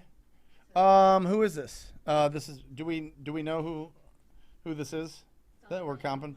Solomon. My Solomon? Yeah, this is my Solomon. I'll tell you what, Solomon is out there hustling, man. This guy sends me more properties to comp. I love it. He is really doing some great stuff out there. Now, not all the properties are going to work, but he's getting close to it. So there you go. I got it pulled up if you want to share the screen. Okay, guys, here we are. I'm using ttpdata.com, powered by PropStream. We're looking at this property here. And very interesting. So what I like doing off the bat, I like just getting a sense of where it's at and what the neighborhood looks like. Look at this. How interesting is this? It's like this guy held on when the developer right here was like, hey, I'd like to buy your land. And he's like, nope. Nice try. You forget it. I don't need to sell it to you. So he's got this great property around all of these newer built properties. Now, you've got some commercial here, right? Some storage, it looks like some sort of transport company here, which is interesting. That's not the best neighbor to have, but you've got like some bigger properties here. We're in Florida, so it's just, you know, they kind of throw everything together. I just kind of want to get an idea of where this is in the world. Okay, it's not like right close to the water, but it's not too far. So that's good. All right, so I'm just getting an idea of what's going on here. Now, this property is showing that it's only 820 square feet, which I think is very interesting. Let me put my guy on here real quick. I want to see what this looks like. 820 square feet. So I assume, so that's the neighbor, or that's the, looks like some sort of farm across the street. He's got his fence up. He's got his chain link up there. That's interesting. That tells me a lot about that owner. Here's the property here. It obviously needs some love. It needs some work. He's keeping out all the alligators. That's right. He's got some sort of storage. I don't know if this is livable space over here. Looks like it might be. It might be just storage. So there's a couple different properties there, which is interesting. He's got all these security signs. So I'm just wondering if people have broken in there, if he's just a regular cautious person. And the reason I bring that up is because I'm trying to think psychologically what is going on with the seller before I even like really get deep into it. I want to mentally prepare. For me, I would say to myself, okay, this person is somebody that's very guarded. I'm going to have to do a lot of the talking. I'm going to have to open it up. I'm going to have to make sure that I answer and have the answers to their questions quickly, or they are going to feel like they have to build up their force field a little bit more, literally build a fence around themselves like he has here, and just know that I'm going with a more straightforward, direct, answer their questions manner, as opposed to trying to get into the, how's your day? How's it going? Did you watch the game? What do you think? All those things. Those people will shut you down. Shut you down. So I'm going to be talking about the property specific. I'm going to be asking about what's going on with these. Go ahead, Jesse. He just commented, said it's a historic property, acre lot. There's 2 houses on that lot. Okay. Main house is gutted. Main house is gutted, 2 properties, historic. It's a How much do they want? See if you can get that out of them. How much do they want? Now, this one is obviously, I understand why he sent it in. He's really making me work today, Mike. This one's going to make me work, I'm telling you. Woo, this is crazy. So, first of all, what I like doing here is I like going to the neighbors first, right? Because it zooms right in there. I like seeing what is that area right there selling for typically. And then what I do is I look at the sale date, because this goes sale dates like crazy. And then I start looking at some of these. Okay, 221, 300. We've got an agriculture. Let's go single family only. Let's do that. Okay, that's great. Sale date. Sale date. Now, he bought this at the height, Solomon. Oh, man. You see that, Mike? See what he bought it for right here? This is like the height of the market. He bought this for $350,000. Wow. So now you've got 221, 300. I'm just looking for stuff that was sold recently, and then it kind of, it's in that 200 to 300 range. And I'm assuming some of these are going to be much newer properties. You got a 2002, 91. This one's 42. This one's on a big lot. So there's a lot going on here. I see this one sold for $300,000 a couple years ago. That's interesting stats that I like looking at. Just because this is a unique property and I want to know what is the popularity of this area. Now let's go to the comps as they go. We don't want condominiums, right? Property type, single family. You've got a couple here. They're on way smaller lots. There's only one of them, and they're at 260s, and they sold this year. Okay, that's decent. Let me look at them on the map. Let's see where they're at. Just said the owners don't know what they want for it, so I'm assuming they just kind of okay. get rid of it. Yeah, owners don't know what they want, but I'm curious to see what the estimated. So their estimated is 228 as their estimated loan on this property. Okay, the beautiful thing, you can see all these things, right? You can see all these things. It looks like they pulled out this loan in 2015. They actually purchased it cash in 07, but then pulled out their equity. So they've already been paid on this, Solomon. They got paid, well, not paid. They just got their money back out at 258, 900. Now with those comps being in that mid 200s, but they're on a much smaller lot and there's only one of them, I would say totally fixed up. If this is good in this area, I would push to 350. 350 is what I'd be looking at there, maybe 400, maybe at that price point that he bought it at the height of it. But you've got two properties there. I would assume that they're probably similar condition. One's 820. I would assume the other one's about that. So it's probably about 1700 square feet total, unless you tell me otherwise. But I don't know what the other property square footage is. But I would be conservative. I would go right at what he bought it at, 350, and then you're going to have to play the backwards game, right? The fix-up. What do you get for it? And from there, let's take a look at this. Let's just say, you know what? There's some. Let me look at one thing real quick. Sorry, Daniel. I want to look at these comps one more time. I want to see if there's anything, any neighbors over there that has sold for 400. Okay, you've got some interesting ones. All right, you got some big lots here. Ooh, what's this one for? Well, that was 17. What is this one at?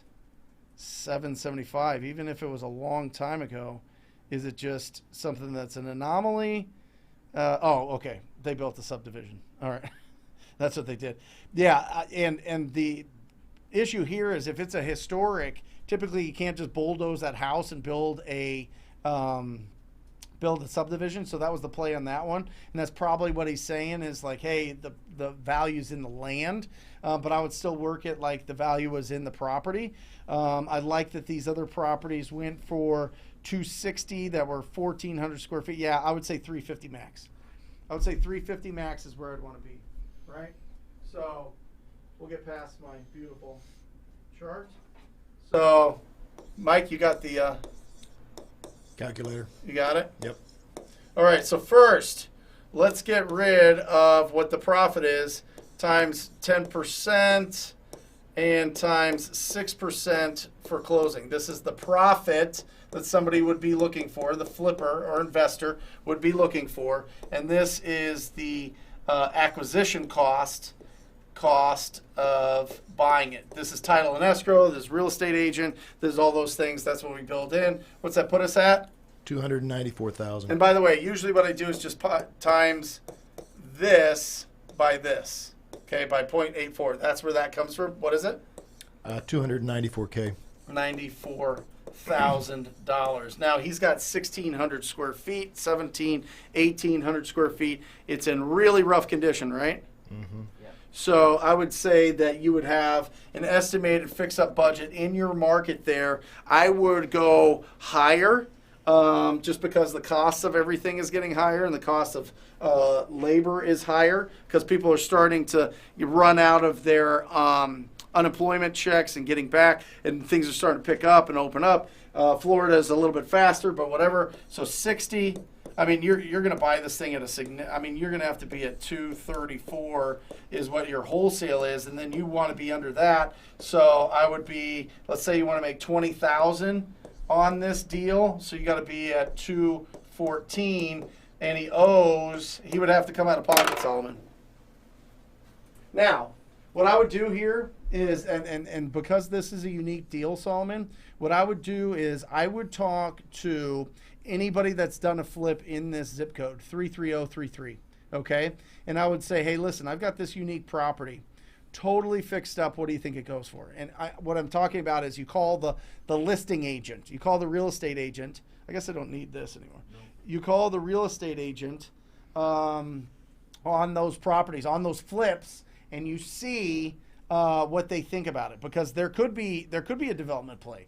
There could be something where somebody wants to add properties to that, or do something special with that. Or maybe I don't think it's zoned commercial. I think it's just single family, but maybe there's a different play there. Or maybe you sell it to that what looks like a farm north of it. I don't know. There's a lot of different things there that might get it there, but he owes $228,000. I mean, even if you get it at that, it would be a $6,000 deal for you. So, yeah. So, Brent, anytime you have a property that's super duper unique like this one, right, way outside the box, I mean, do you always go talk to people, talk to agents, talk to, in that area that have a real good feel for it? Yeah. Always talk to the agents on those properties and just get somebody that has an idea, because I could be totally off. He could be like, listen, that property there was owned by the former governor and it's got historical, who knows? Like, it was owned by the inventor of the thing that shakes olive trees. I don't know, whatever. You know what I mean? Like, really cool people out there in the world. So you want to see if there's anything unique about the property, and then also if you're able to develop that land, that would be an interesting play as well. You saw one sold years ago for $775. I don't know if you're able to, because it's a historic property and it's probably being preserved by the planning and zoning department. All right, good. My business and I hired Brent as a coach a few months ago. Game changer, just locked a 25. James, this guy, I'm telling you, he'd been coached by a lot of people. It is incredible. He did get that 25K deal, and he's in a hot market. And, the interesting coaching part of this, Mike, is we went back and forth, and I said, listen, lock him up and put him out there. Just lock him up like we do in Phoenix. I mean, he's in an incredibly hot market in North Carolina, and it's just like 25K deal. So, James, to you, brother, I salute you. He did a great job, and he's on the phone every single day. I mean, he is putting in the work. And James, I believe it was about 6 weeks ago that you joined. I don't think it's been months because I remember our welcome call. So, awesome. Jose, do tenants affect a wholesale deal? Do I have to get the property vacant before closing? And if so, how? This is a phenomenal question. Okay, so first of all, You have to find out, is the property on a long-term lease? Okay? Hold on, this thing bugged me. Is it on a long-term lease, or is it month to month? Okay, is it long-term lease or month to month? If it's month to month, then you can have a conversation with the tenants and put together a game plan for them to move out. It's a lot easier to sell these properties if they're vacant, especially if they need a lot of renovations. Okay, if they need a lot of renovations, you need the property vacant. You can't just have family living in there and you're ripping out the kitchen and everything, right? So you need to have the conversation with the tenants. You need to give them enough notice. You need to give them enough runway to be able to get out of the property. Now, typically what happens there is you give them cash for keys. Hey, listen, I want to help you in this process. I'm willing to give you $500, $1,000. I mean, I think I've given $5,000 before for cash for keys just so that they get out of the property and I can have access to that property, or my buyers can have access to the property sooner. Okay? So that's that. Now, if they have a long-term lease, again, you can offer cash for keys and see if they would get out. But if not, the Landlord-Tenant Act protects that tenant. You can't just evict the tenant if they are paying in a timely manner according to their rental agreement, and they're staying, I mean, they're abiding by their rental agreement. You just can't kick them out because you want to do something with the property. They have to be in there for the term of the lease. So when you're talking to people that have tenants, you need to find out, are they on a long-term lease or a month-to-month? And that'll help you really figure out the strategy. Now, you can sell those deals with the tenants in and close on it as long as there is they have maybe 30 days to get out afterwards or whatever else. And in that situation, you would do what's called an escrow holdback, where the title company or closing attorney would hold on to $10,000 of the seller's proceeds, the owner's proceeds, and they get that released when the tenant leaves the property in a decent condition. So we do a lot of deals with tenants. I mean, the fact is, this is the craziest thing about real estate investing. Craziest thing about real estate investing is like 80% of the deals we do are from investors.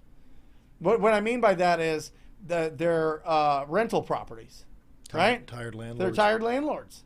They've depreciated the property as long as they have. They don't want to deal with tenants anymore. They don't have the budget to fix it up. People get so excited to be real estate investors without building that foundation of finding discounted properties. And all of a sudden, this thing turns into a money pit for them, turns into a huge frustration. And over years of being frustrated with not only having to be like the concierge to your tenants to make sure that if a light bulb's out, that it's not the electrical, it's the light bulb, and that the reason that the toilet doesn't work is because you need to plunge it, right? After years and years and years of dealing with that, people get tired of it, right? People get tired of it. Most people are running these things themselves. It's not going through a property management company because most of the time the cash flow is thin, and it's too thin to have a property management.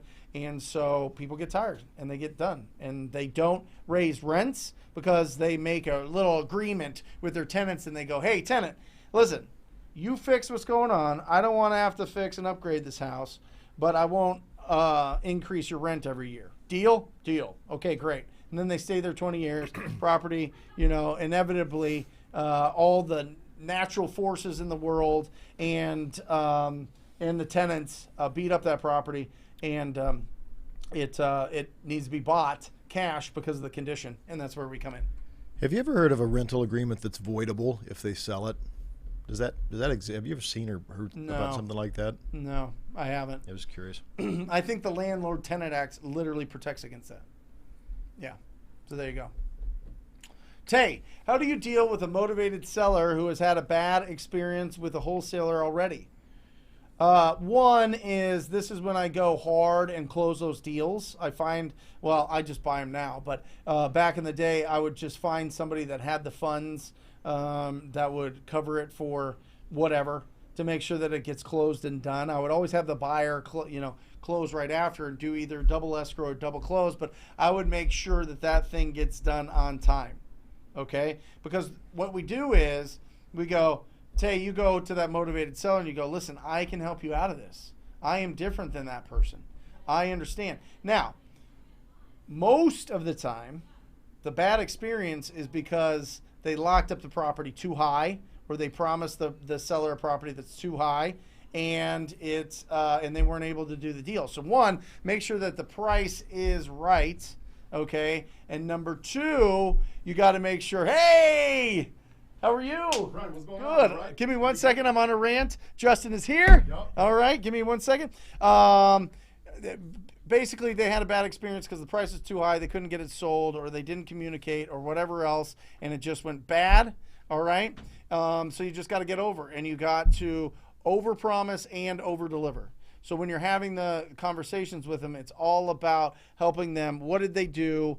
What was the biggest issue? Find out what the biggest issue is, and make sure that you double down on that. Well, they didn't communicate. Okay, over communicate. Well, they didn't close. Then close, right? Get the deal done, and they're going to feel a lot better about it. Justin, Brent, what's come going on, on, come on. Say hello to Right, everybody. hey, it's a pleasure, man. Hey, everybody, how's it going? All right. Tell them hey, where you're from. Super excited, man. Baltimore, Maryland. Awesome. Yep, Baltimore, Maryland. So yeah, I came back from a background in flipping houses. Yep. In Baltimore, so I would buy like these like empty shells and fix them up. Oh, and- you missed it. Dang it. Nice. We usually Smoke hit you machine. with it. All right. That looks like a hookah, man. Like, Yeah, it does. Yeah. So yeah, pretty much. Yeah, Brent, what's going on, man? We're answering questions. You All ready? right. All right. Yeah. Yeah, so we're getting some questions here, and we're getting them answered, and that's the live show. We're having a lot of fun. We have a lot of enthusiasm. Okay, what tips do you have for keeping yourself accountable when you go at this full time? What do you think? I guess time blocking. Okay. Time block. Yeah? That's what does it. that mean? I mean, you got to take 3 or 4 hours and Yeah. like say these 3-4 hours, I'm just going to concentrate and do it. That's Mm-hmm. it.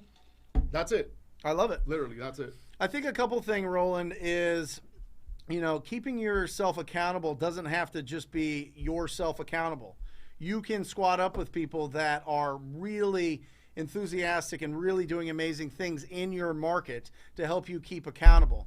You can get an accountability buddy, as they say on South Park or whatever else, right? Accountability buddy. Yep. I mean, you can find somebody that you squat up with that has that same energy, that has the same passion, that wants to do great things and is already doing it, and you can squat up with them. I think that having your board of directors, the people that surround you, the people that are really uplifting you and are there when you necessarily, maybe you're just not feeling it that day, is absolutely critical. Not only that, but remember the 3 vocabulary words. We went through this, Justin. I love this. I've just been on rants today. But the 3 vocabulary words. This is a project, right? So if you look at it as a project and it's stimulating you, it's not hard, it's not difficult, it's stimulating, and you want to get out of neutral, that's how you keep yourself accountable. Make it a project. It's a project. Here's the thing. The reason people aren't accountable most of the time is because you're thinking, what's going to happen next week? I need to get this done by this month. I need to hit my goal of $500,000 this year, and you're thinking about that $500,000 instead of I need to talk to 10 new people today. I need to get my Driving for Dollars list up today. I need to squat up with other investors, and I need to reach out to my leads and do the lead follow-up today. Well, there's a saying that says like, how do you eat an elephant, right? Yeah. You like, what do? Chew it in, pieces. So One bite at a time. One bite at a time. There And we go. not only that, but it's like Bill Belichick, the Hall of Fame, or will be coach for the Patriots, says, just do your job this play. That's his whole philosophy. Do your job this play. Stay in the moment. That's right. Just do your job this play. Block the person you're supposed to. Tackle the person you're supposed to. Catch the ball. Run the ball. Do your job this play. That's how you keep yourself accountable. I think just don't go too crazy with it. Live in the moment. We're not guaranteed tomorrow. We're here right now. So make sure that the actions that you're taking are you're focused and you're excited. And I think, Roland, the accountability to me sounds like a really tough, aggressive word. I think that you just need to just have fun with this. Enjoy the journey. Roland, you're going to look back in 3 months, 6 months, a year, and be like, oh my gosh, like look at how much we've accomplished. Look at this journey. I didn't even know what earnest money was 2 weeks ago. I didn't know how to evaluate rental properties. I didn't know how to comp 6 months ago. All these things, but now you do, and now you're like, oh my gosh, you almost forget that you didn't even know those things, and it's the journey. So awesome. What else? Blake. Okay, my seller wants to sell in August. How can I convince them to get it under contract now? Well, first of all, get rid of the word convince. Let's change that to influence. How about that? Because you're not going to convince anybody to sell their property at a discount in the time that you want them to. I understand your context of that word, so I'm not like, whatever, Blake. I understand what you're saying is how do you shorten the timeline, all right? So I'll go, and then I'll let you just rip and run here. Okay. So first of all, you have to find out why August is special to them. Why is August when they want to sell? Is it a condition, or is it just an objection? And there's a big difference there, because an objection is just a question in the mind of that property owner that hasn't been answered. But a condition is, hey, they've got a tenant in there till that time. They're going through probate. They can't own it until that time. I need to fly out there because my grandpa made this piece of furniture that's in that property, and I need that I need that furniture, and so I need to go, but I live in a different state, and I need to go, and I need to get it out there, and I need to do it tastefully, and I can't do that till August. Find out why August is special. Yeah. Right? Yeah. Find out why August is special and see if it's a condition or objection. If it's an objection, then it's going in and asking the question, well, if we can agree to the price and we can agree to the terms and you want to work with me, is there a possibility to close this sooner? Right? What would happen? What would happen if we closed this, if I got you your money faster? How about that question? What would happen? What would happen if I got you your money faster? Right? Any thoughts here if you had to shorten timelines? What if you had to give them a little bit more, right? Yep. Yeah. So maybe they're saying August, maybe because they're saving up for like moving expenses. Yep. Maybe you could take care of that, So, Yep. There we go. And now we is have there our a own next mics. question, or you want to go to? No, that's good. That's good. That's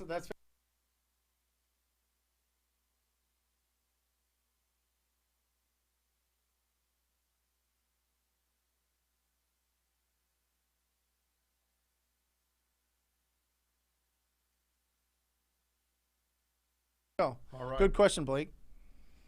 Nick, what's the proper way to follow up? Very simply, do it. I mean, here's the thing. We call it 3x3. You call, you text, and you voicemail, and you do that 3 times. As soon as you get that lead, boom, boom, boom. You want to catch them on the phone, and then there you just got to see. You got to follow up in the way that they want to be follow upped, right? So if they are I'll say that with an asterisk. If they are 6 months out, then we're calling every single month, and we're seeing, because a lot of times that one of the biggest times that you're heartbroken in this business is when they tell you, yeah, I want to sell in 6 months, and then they sell it like 2 weeks later, right? You're just like, what? You told me 6 months. What are you doing? Under contract. Right. And it's like, whoa, like were we on the phone? What the are we other day? doing? Like, Yeah, you just told me it was 6 months. So fast 6 months. listen, Nick, you are not going to lose deals from excess follow-up, okay? If you are following up too much, they will tell you, I don't want to sell it or whatever else, and you get rid of it and they get out. But if they truly want to sell it and you're going there tastefully and you've got a great tone of voice and you're really working with them, then they will, they'll be fine with it. And listen, 80% of the time it's a text message. 80% of the time it's a voicemail. 80% of the time they're not picking up and you're not catching them live. So it's just planting seeds, planting seeds, planting seeds. And it's not, hey, where'd you go? I haven't heard from you in forever. Don't you want to sell your house? I thought we had a great conversation. Me. No, it's all about them. It's all about them. It's all about how can I get you your money faster? Can I get you out of this situation faster? How can I work for you right now? I was thinking about you today, and it was bothering me that we haven't solved this problem yet, and I want to solve this problem. So what do you say we get together, we put the property under contract, and we get you out of this situation right now? Those type of things. It's all about them. Yep. So there you go, Nick. What from your follow-up, what's your process? I mean, just Same? call. Yeah, Yeah. just call. I mean, yeah, that's it. Call, just recap. Hey, we talked about this on the last call. Did anything change, And yeah, I mean, just call. Yeah, Yep. that's it. Love it. That's actually smart.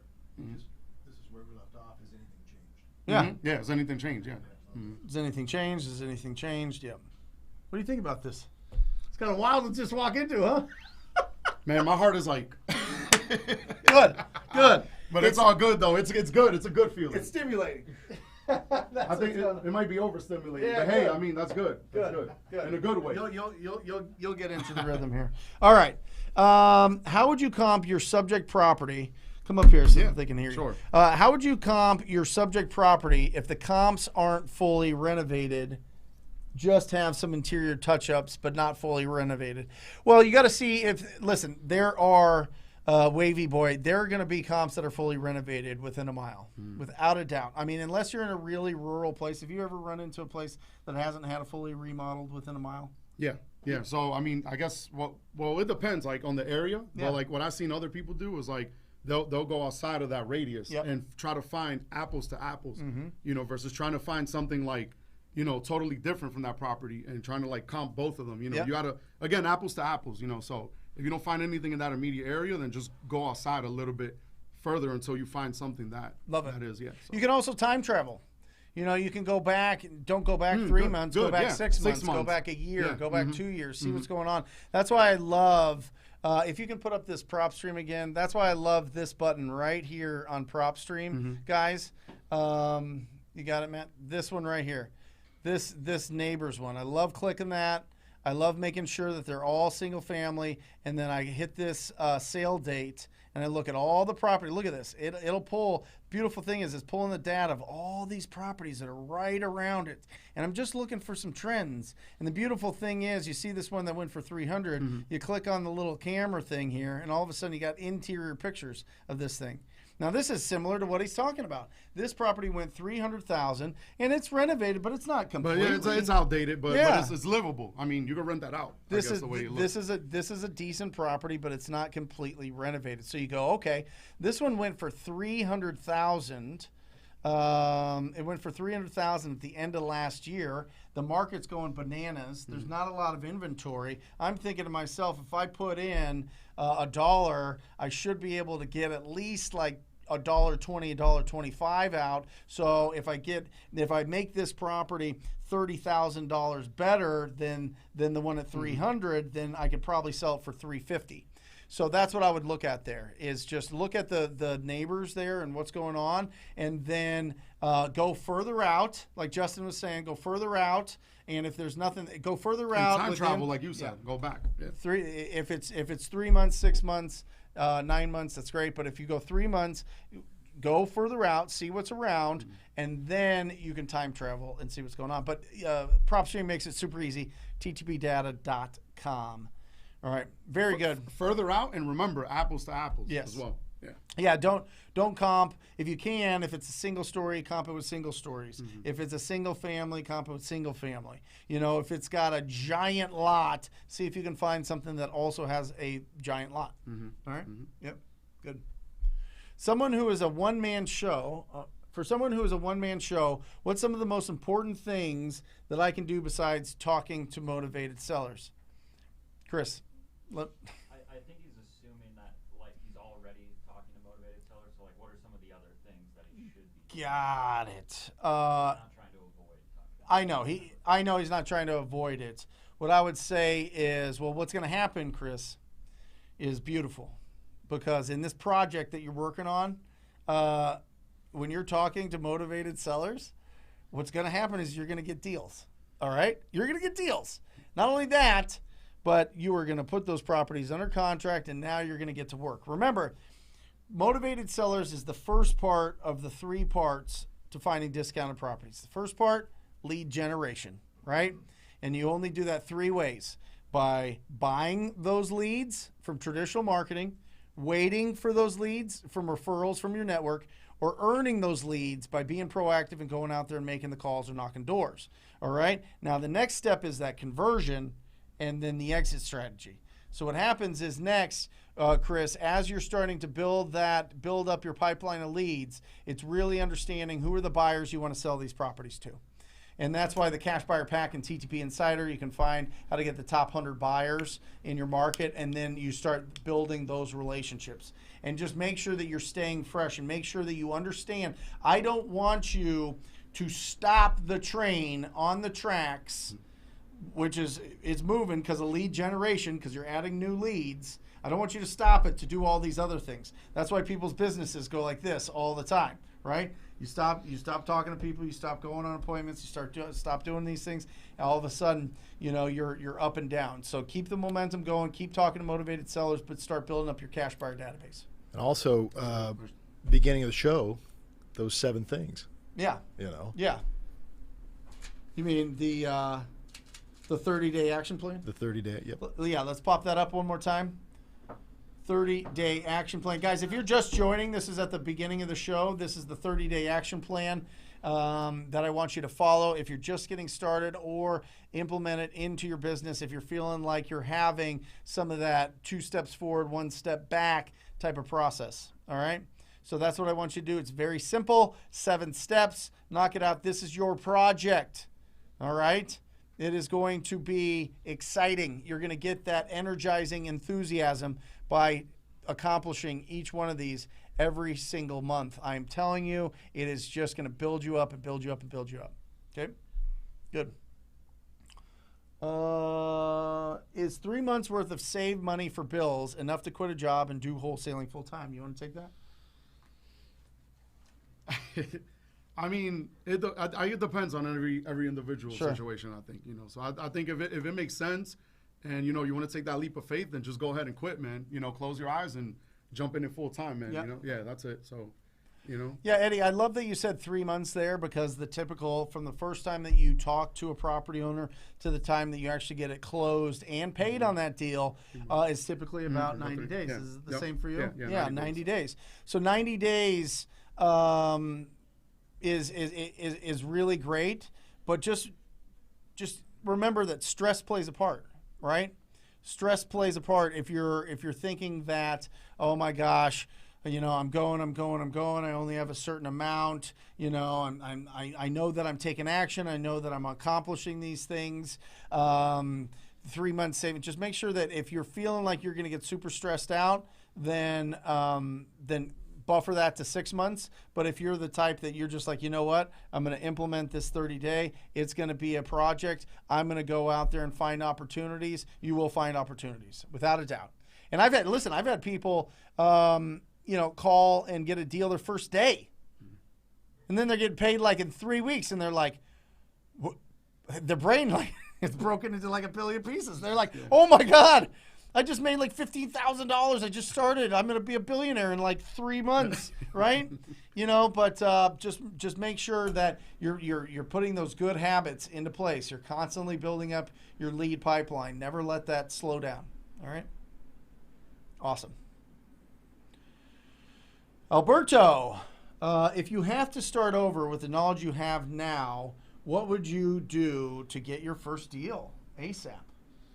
I'm going to let you tee that one off. TTP, man. Yeah. Talk to people. Yeah. That's it. Straightforward answer. Just talk. Get on the phone. Get a list and just, drive for dollars. You got to go on prop stream, batch leads, start getting some lists together. Yep. And just start calling, man. You're going to talk to people, literally. Like, you start calling and you're going to have conversations and yeah, I mean, that's how you're going to get, The best part of this question is something that was taught to Mike and I. Mm-hmm. Can you put up that picture of Mike and I again, real quick? There they are. Also, 30-day action plan. Yeah, this was taught to Mike and I when we were in a residential coaching program to always start your day at 0, right? 0 leads. You could go back to 0 leads, 0 money in the bank, 0 opportunities. That keeps that hunger. So you asked that question, and it took me a second, and I've gotten it before, and I've always kind of paused because I kind of feel like that every day, starting over every single day, and it sounds like that is heroic of me, but to say that, but it's really kind of how I feel. I'm always like, hungry for the next opportunity, hungry for the next deal, hungry for, what's coming up that day. And I think that keeps you focused. And then that hunger turns to different things as you mature in this business. As your business matures, now you're hungry for commercial deals. Now you're hungry to build apartments. Now you're hungry to build sustainable housing in Haiti or whatever. Now all these things. It just depends on what you get hungry for in this business and how that evolves over time. But you're starting every day at zero. Every day is zero. So what would I do? I would do the same thing. I would find a list of ugly properties that need some love, some that need renovation. I'd get their phone number, and I call them. I call them and call them and call them and call them. 30-day action plan. 30-day action plan. Yeah, that's the answer, Alberto. 30-day action plan that we just put up. That's what I would do. I would just go and go hard on it. Yep. What are some good lists to target? Right now, we're doing high equity absentee owner and starting to run out of context. What's your favorite lists? I'm starting to do vacant land. Okay. Yeah. So we're looking at that. So yeah. I love it. Vacant land is one of my favorites. We've made a fortune off of vacant land. It's a fantastic list to go after. Just make sure that the property owners, the owners of the land, have owned it for a while. I want them to be kind of salty about it. I want them to be kind of bitter about this property that they've paid those gosh darn property taxes for the last 15 years. And now I'm ready to get it. Yep. Right? Negative return on investment. Yeah. Yeah, It doesn't cash flow. No. It's just a liability. So. And Ariel, I will tell you. Go ahead, Mike. One with land, you always say that they either want way more than it's worth or nothing. Nothing. That's it. And Ariel, that list that you're calling absentee high equity is going to be one of the toughest lists. So if you're cutting your teeth, if you're getting started on that, you're going to love these other lists. I really love, and make sure that you're not removing the LLCs and the trusts and the corporations, because batchskiptracing.com, you can get those information now. I'm telling you, we have been doing absolutely phenomenal calling the owners of these LLCs because people haven't been able to get a hold of them before, or it took a lot of hurdles to jump over to get them. Now it doesn't. So make sure that you're adding in the LLCs, trusts, and corporations, and make sure that you're going after tired multifamily owners, right? Duplexes, triplexes, fourplexes. You can even go up as much as 16 if you want. It just depends. Typically, most of those are portfolio properties, so it's a little bit tougher. But if you can find those owned by individuals, that's really, really great. Vacant properties, fantastic. Driving for dollars, you got to start building that for sure. And yeah, vacant land. There you go. Dude, I think Ariel just closed her first deal last month, didn't she? Did she? Yeah. Yeah. May 12th. Closed her first deal last month. I love it. Awesome. 80 Cortez. Brent from Denver here. What do I do when a seller says it has to go through an attorney? What do the attorneys do? Just review the contract. Yeah, I love it. I love it when it goes through the attorney. I love it when it goes through the real estate agent. I love it. Because here's the fact. If anything's going to blow up a deal, it's going to be an attorney and a real estate agent, and they're going to catch it day one or day two. And then you're not wasting your time. Yeah. It goes through an attorney. They get the sign up from an agent. They are staying in the saddle. You have answered all their questions. A lot of times, what they're probably referring to here is the title and escrow process. And Jesse, can you Google, or Mike Google, if they'll get it, if Denver is an attorney state or a title and escrow state? I think it's a title and escrow state. The title and escrow. Yeah. So they're probably thinking title and escrow. So you might want to say, well, listen, it goes through the title and escrow company that has in-house attorneys. Is that what you're referring to, or are you referring to a family attorney that's going to review the agreement?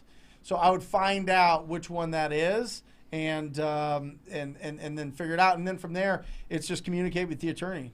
Whenever they say that, absolutely, 100%. I want you 100% committed once we sign this and you're comfortable moving forward and getting this done with me. So, and if the attorney asks for this or they ask for that, I give it to them, depending. As long as the price is right. If they want more earnest money, I give it to them. They want to use a certain title company, great. None of that, I'll get it done. Worst case, I got to close on that. I got to actually buy the property. and then just sell it off once I totally own it. So I love it. Yeah. We're getting down to the last 6 minutes. How you feeling? You want to do this feeling for a good. couple hours? Yeah. I mean, Yeah, it's good. All right, Omar. Brent, if recycling driving for dollars lists like 4 times, the pickup ratio is low. Yeah. Would you send them a text campaign to the rest of the people that didn't pick up? Absolutely, Omar. Yeah, we've done very well with that. Now, remember, texting is quickly getting regulated, so there's certain limitations to it. But I think if you stay under 500 texts a day, you're going to be fine. And just if they're very specific, I would just text them. I would literally just make a text, copy it, and then text these people if it's not a huge list. If it's a huge list, then you can text blast. That's fine. But you can just text them from your phone, and that's cool. But, yeah, I mean, if the front door is closed, go through the window for sure. Or knock on their doors, or send them mail. You know, I have several people in the TTP family that regularly send out the Deal Machine mailers from the app and get deals from that. So remember, Deal Machine, use that coupon code TTP. It's the biggest discount they give. All right? Good. What's next? Thank you, Brent. Can you go over zoning and where I can find info on that? I have been to the county website, but the info is difficult to understand. Yeah, I pull it all for the zoning typically. John, TTP, love it. I pull it from PropStream. Where do you? well, my local market, I go on the city website. Yeah, that's it. Yeah, the county website. I mean, that's the best part. What I would say, John, is if I think typically he's talking more about like the zoning codes, and he just doesn't know like what they mean.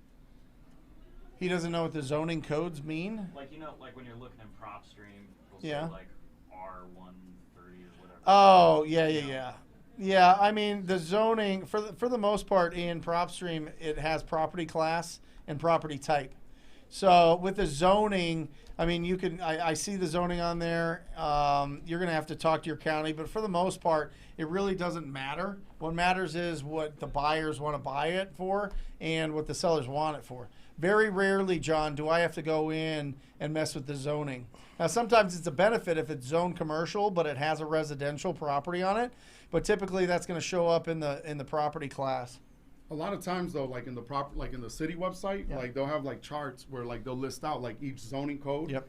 And then they'll have like a different page with like more like in-depth information. So Yep. yeah. Now I'm only speaking for like DC, Maryland, and Virginia. Well, they have but, those short codes, Yeah. like 9,000 AG. like over there we'll see RIC. like R8, like R1 and stuff like that. You know, like residential one. You know, so Yeah. yeah. Mhm. So just and typically, John, what you can do is just Google it, and some like super analytical Excel spreadsheet wizard guy, engineer, IT guy has gone in and filtered that, or some analytical real estate agent has filtered it in your county. So just search around for that. Maybe look in the images section. Maybe look in certain websites. Keep digging into it. Somebody's done it. You can just call. Yeah. Call the county or the city. Like Yeah. you should be able to get in touch with someone that will be able to, you know, answer your question as far as like what you can do and what's the zoning on that property. Call the zoning department. I mean, if you lock up a deal and you're like, well, I think, this thing is on a good sized lot, or, if it's on a good sized lot that you think might be highest and best use if it gets split, or it's looking like it's surrounded by commercial, or it's on a main street, or something saying, you see that some of the properties next to it have commercial down below and it's mixed use up top and, residential on top, then just call the zoning department. Say, hey, listen, I'm buying this property. I just want to know what it's zoned, what the restrictions are. What should I know about it? Great point. The title company, I think, too, can do some Yeah. work on it too. You can Yeah. call them and they'll be able to explain. Yeah. Mhm. There you go. That's a good question, though. That's awesome. It's really good. Yep. And that's it. That is it. That is the show today. What a great show, Mike. What do you think? Great show, guys. Come on up. Come on up. Come on up. Come on up. Come on up. We're going to say goodbye to everybody here. Guys, it is the Real Estate Investing Show with Brent Daniels, but it is the whole team here that puts it all together. We've got Daniel there looking sassy in the back. We've Great got job. It's an amazing looking studio. we got Alejandra, who is running the all the questions and from the calls. Jesse does everything and is running your comments. So if you want to sweeten the pot, say, Jesse, you look handsome today or whatever. And Matt set everything up and keeps us organized. Mike, of course, best buddy and co-host of this thing. And Justin and Jordy. Yep, Jordy. Jordy here. In from Baltimore area, and it's exciting. So thank you guys. I hope you got a lot out of the show. If you have not subscribed, make sure that you've subscribed. If you have not gone to TTP Insider and gotten all the free tools, make sure that you do that. And we're going to have an unbelievable show for you next week. So make sure that you're tuning in at 10 o'clock Pacific Standard Time. Every Wednesday, we go live for 2 hours, answer your questions. I love you guys. You guys are the best. You got this. All right? Go work on your project. See ya.